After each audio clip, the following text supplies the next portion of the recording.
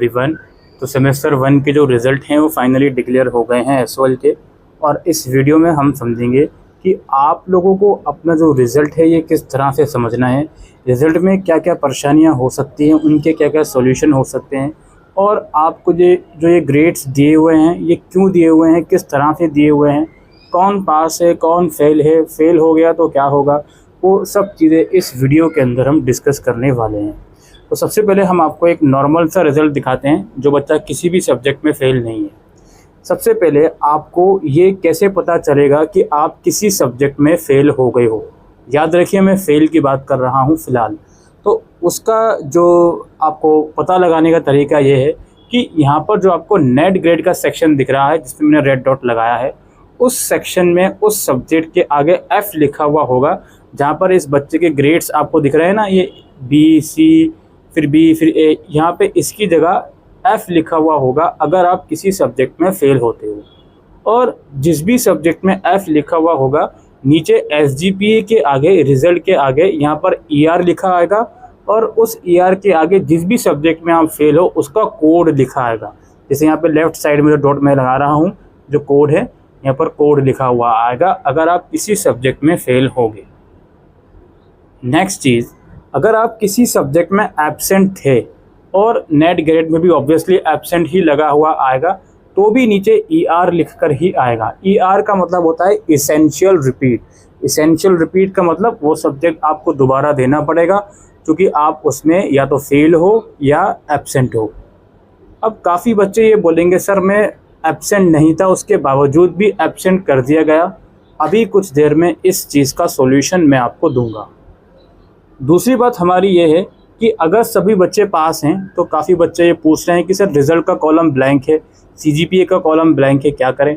वो ब्लैंक ही रहेगा। देखिए CGPA तो ईयर वाइज आती है और SGPA सेमेस्टर वाइज आती है, तो इसलिए SGPA के कॉलम में बच्चे की SGPA लिखी हुई है और CGPA का कॉलम ब्लैंक है। जब आपका सेकेंड सेमेस्टर का रिज़ल्ट आ जाएगा तो फिर सेकेंड सेमेस्टर के रिज़ल्ट के आगे SGPA होगी और CGPA भी सेकेंड सेमेस्टर के रिज़ल्ट के आगे लिखी हुई होगी, जिसको हम बोलते हैं ईयर वाइज CGPA। CGPA हमेशा ईयर वाइज आती है। सिमिलरली जो रिज़ल्ट के सेक्शन में ब्लैंक है, पास नहीं लिखा हुआ, तो ये ऐसा ही रहेगा सेमेस्टर 1 में।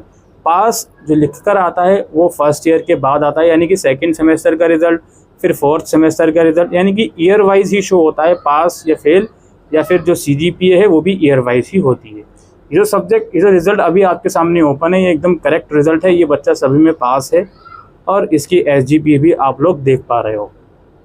अच्छा जी, ये चीज़ें क्लियर हो गई। अब यहाँ पर कुछ मैं ग्रेड्स क्लियर करना चाहता हूँ आप लोगों को।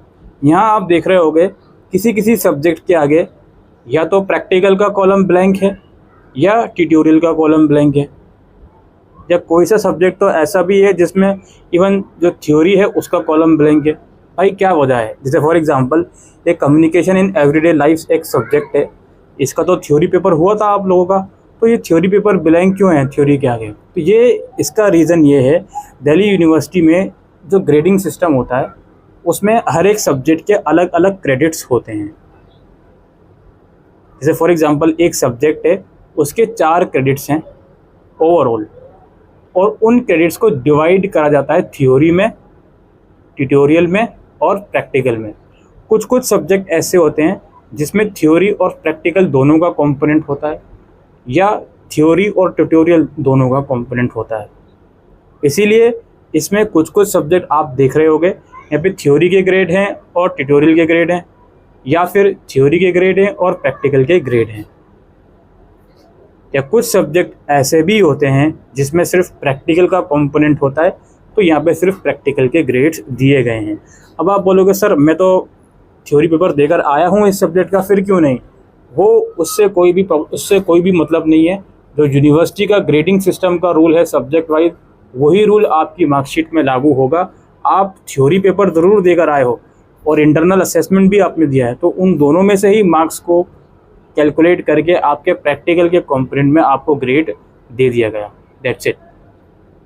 समझ में आ गई बात? तो ये जो कॉलम ब्लैंक है इसका सीधा सीधा मतलब ये है कि जिस भी सब्जेक्ट का कोई भी कंपोनेंट अगर ब्लैंक है तो उस सब्जेक्ट का वो वाला कंपोनेंट का क्रेडिट कुछ होता ही नहीं है। एक और चीज़ सिंप्लीफाइड करूँ मैं, जैसे एक सब्जेक्ट है रीडिंग इंडियन फिक्शन, इसमें थ्योरी के ग्रेड है और प्रैक्टिकल का। इसका मतलब इस सब्जेक्ट का कोई भी ट्यूटोरियल पार्ट नहीं होता, तो यहाँ पर ब्लैंक दिया हुआ है। ठीक है, तो ये इस तरीके से आप थ्योरी, ट्यूटोरियल और प्रैक्टिकल को समझोगे। अब एसओएल के अंदर बहुत ध्यान से इस चीज़ को समझिएगा और बिल्कुल भी कंफ्यूज मत होइएगा। एसओएल के अंदर यार ट्यूटोरियल तो कुछ होता नहीं है, ना ही प्रैक्टिकल होता, बिल्कुल बात ठीक है, लेकिन फिर भी दिल्ली यूनिवर्सिटी आपको ग्रेड्स देती है। इसमें आपके थ्योरी और इंटरनल असेसमेंट में से वो मार्क्स उठाते हैं और इस मार्कशीट में ग्रेड्स देते हैं।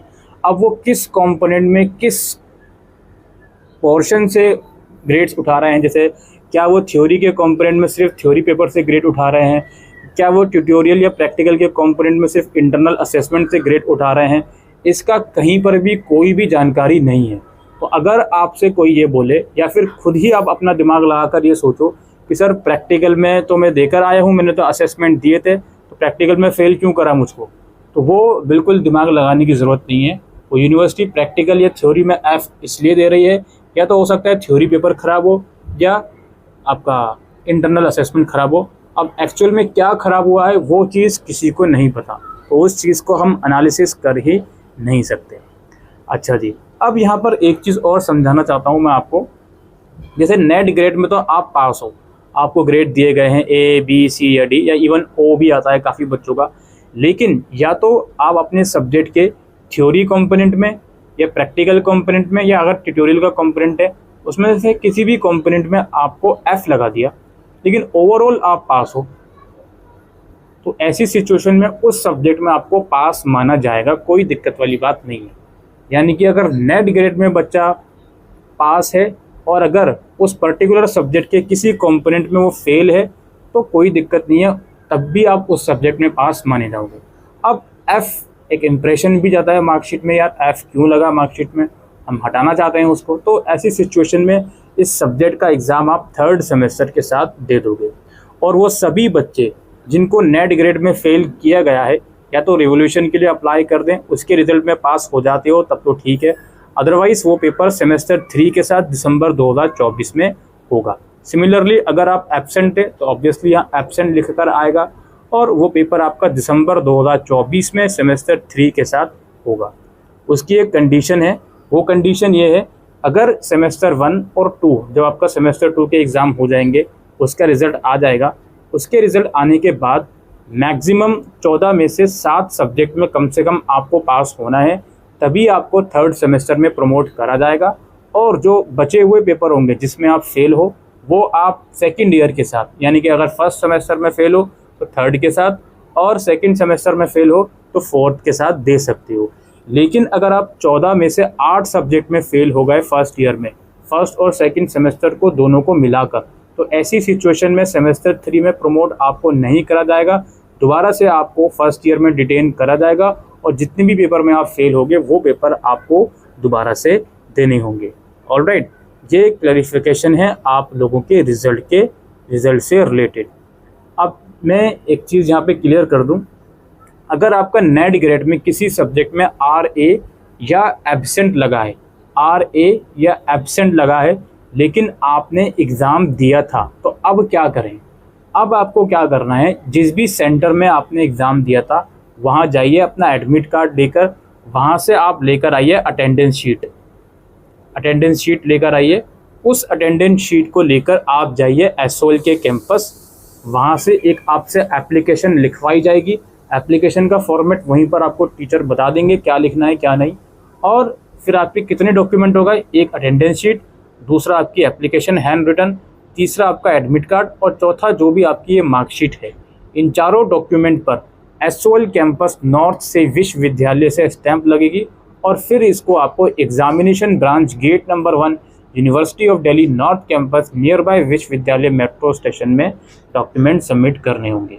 अगर जिसका भी RA या एब्सेंट का प्रॉब्लम नेट ग्रेड के सेक्शन में है और उसने वो एग्ज़ाम दिया था तो, और अगर आप नेट ग्रेड में पास हो, बिल्कुल पास हो, और इसमें थ्योरी या ट्यूटोरियल या प्रैक्टिकल में AB लगा है, तो ऐसी सिचुएशन में डायरेक्टली एक बार पहले डिपार्टमेंट में जाकर कांटेक्ट करना। अटेंडेंस शीट वाला काम तब करना तब नेट ग्रेड में RA या एब्सेंट है। लेकिन अगर थ्योरी प्रैक्टिकल या ट्यूटोरियल में RA या एब्सेंट है, तो उसको तो पहले अपने कैंपस में जाकर बातचीत करिएगा, ठीक है। बाकी वो चीज़ मैंने आपको बता दी कि थ्योरी, ट्यूटोरियल, प्रैक्टिकल में एफ है, नेट ग्रेड में पास हो तो क्या करना है क्या नहीं करना वो मैं आपको बता चुका हूँ, वो दोबारा से रिपीट नहीं होगा, वो आप वीडियो पीछे जाकर देख सकती हो। बाकी इसी तरह का आपका रिजल्ट आएगा, और अगर आपको ईआर है तो वो ईआर कुछ इस तरह का लिख कर आएगा, यहाँ पर आप देख सकते हो। ये ईआर क्यों लिखा, क्योंकि ये बच्चे का एब्सेंट दिखा रहा है, यहाँ पर इस बच्चे का एब्सेंट दिखा रहा है, इसलिए देखिए इसमें।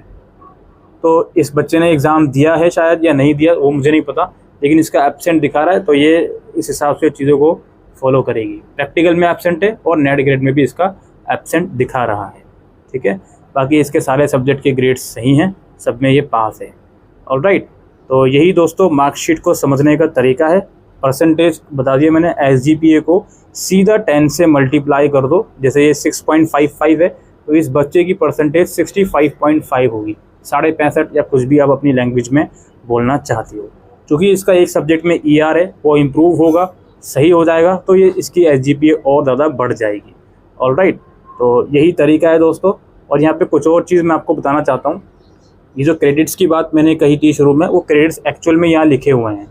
जैसे 2 क्रेडिट का सब्जेक्ट है, ये भी 2 क्रेडिट का है, और जिसमें से 1 क्रेडिट शायद थ्योरी का होगा और 1 प्रैक्टिकल का होगा। इसमें 2 क्रेडिट का सब्जेक्ट है, दोनों ही क्रेडिट प्रैक्टिकल्स को हैं। तो इस तरीके से होता है। क्रेडिट्स का मतलब होता है number of hours subject can be taught in a university, तो वो उस हिसाब से चीज़ें चलती हैं, ठीक है। तो ये क्रेडिट्स का मतलब ये होता है। बाकी ग्रेड थ्योरी, ट्यूटोरियल, प्रैक्टिकल, ये मार्क्स किस में से निकलते हैं ये एग्जैक्टली कोई नहीं बता सकता, लेकिन आपके थ्योरी और असेसमेंट दोनों को मिलाकर कुछ पोर्शन थ्योरी के अंदर डाल दिया जाता है, कुछ पोर्शन ट्यूटोरियल में डाल दिया जाता है, या अगर प्रैक्टिकल कंपोनेंट है तो कुछ पोर्शन वहाँ डाल दिया जाता है। यहाँ पे एक और चीज़ आपको बताना चाहता हूँ। काफ़ी बच्चे ये बोलेंगे सर मैंने इंटरनल असेसमेंट नहीं दिया था, क्या इस वजह से तो मैं फेल नहीं हुआ? बिल्कुल ऐसा पॉसिबल है। अगर आपने इंटरनल असेसमेंट नहीं दिया था, सिर्फ थ्योरी पेपर दिया था और थ्योरी पेपर आपका ठीक ठाक हुआ था, तो 2 चीज़ें हो सकती हैं। या तो किसी एक कंपोनेंट में F लगा देंगे, या फिर वो नेट ग्रेड में भी F लगा सकते हैं अगर थ्योरी पेपर उतना अच्छा भी नहीं गया और साथ साथ इंटरनल असेसमेंट भी आपने नहीं दिया। लेकिन आप ये बोलोगे सर मेरा इंटरनल असेसमेंट तो बहुत अच्छा गया था, सिर्फ थ्योरी पेपर कुछ थोड़ा सा बेकार चला गया था, तो भाई थ्योरी पेपर की वेटेज 75% की होती है, समझ गया। तो थ्योरी पेपर अगर बेकार चला गया, इंटरनल असेसमेंट बहुत अच्छा चला गया, तो फ़र्क तो थ्योरी पेपर से पड़ेगा ना ज़्यादा, क्योंकि इसकी वेटेज 75% की है। तो आप उस वजह से भी फेल हो सकते हो, चाहे आईए कितना भी अच्छा गया हो, लेकिन थ्योरी पेपर अच्छा नहीं गया तो आप फेल हो सकते हो। नेट ग्रेड में भी फेल हो सकते हो, या किसी एक कंपोनेंट में भी आपको F लगाया जा सकता है। तो यही दोस्तों इस वीडियो के अंदर इन्फॉर्मेशन थी रिजल्ट से रिलेटेड। आई होप ये वीडियो आपको यूज़फुल लगी हो, तो वीडियो को शेयर कीजिएगा। Thank you.